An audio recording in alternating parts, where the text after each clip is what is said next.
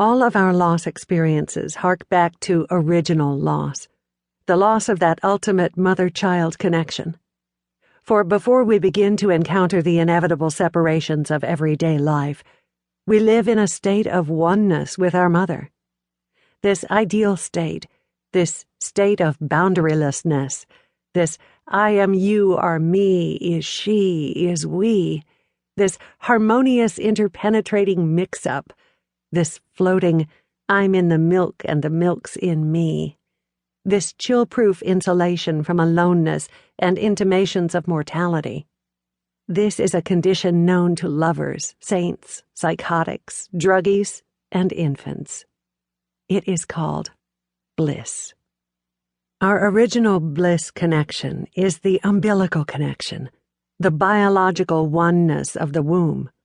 Outside the womb, we experience the gratifying delusion that we and our mother share a common boundary.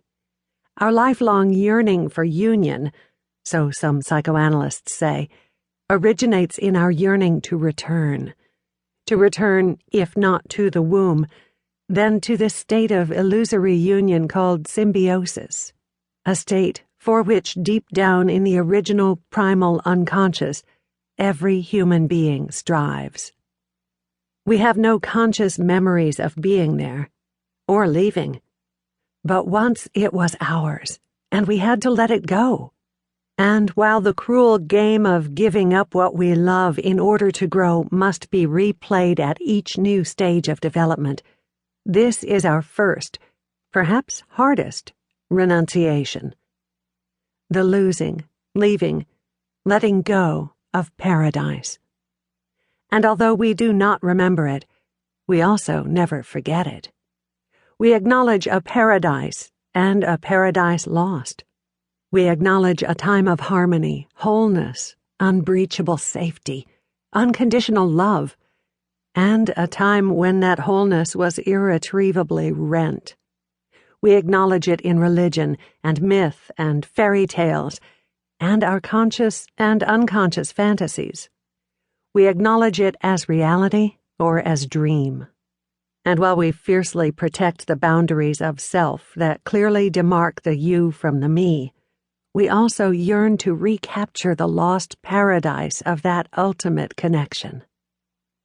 Our pursuit of this connection, of the restoration of oneness, may be an act of sickness or of health, may be a fearful retreat from the world, or an effort to expand it, may be deliberate or unaware.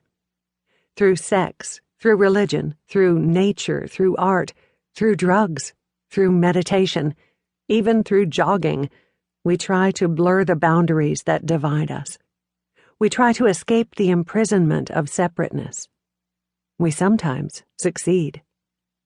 Sometimes in fleeting moments of sexual ecstasy, for instance, we find ourselves returned to oneness again, though it may not be until after love, as Maxine Kumin's fine poem would have it, that we can begin to sort out where we have been.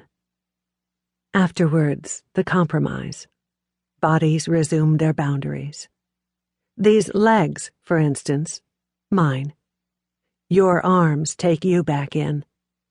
Spoons of our fingers, lips admit their ownership. Nothing is changed, except there was a moment when the wolf, the mongering wolf who stands outside the self, lay lightly down and slept. It is argued that this experience, the physical merging that sexual union may bring, takes us back to the oneness of our infancy. Indeed, analyst Robert Back calls orgasm the perfect compromise between love and death, the means by which we repair the separation of mother and child through the momentary extinction of the self. It is true that few of us consciously climb into a lover's bed in the hope of finding our mommy between the sheets, but the sexual loss of our separateness, which may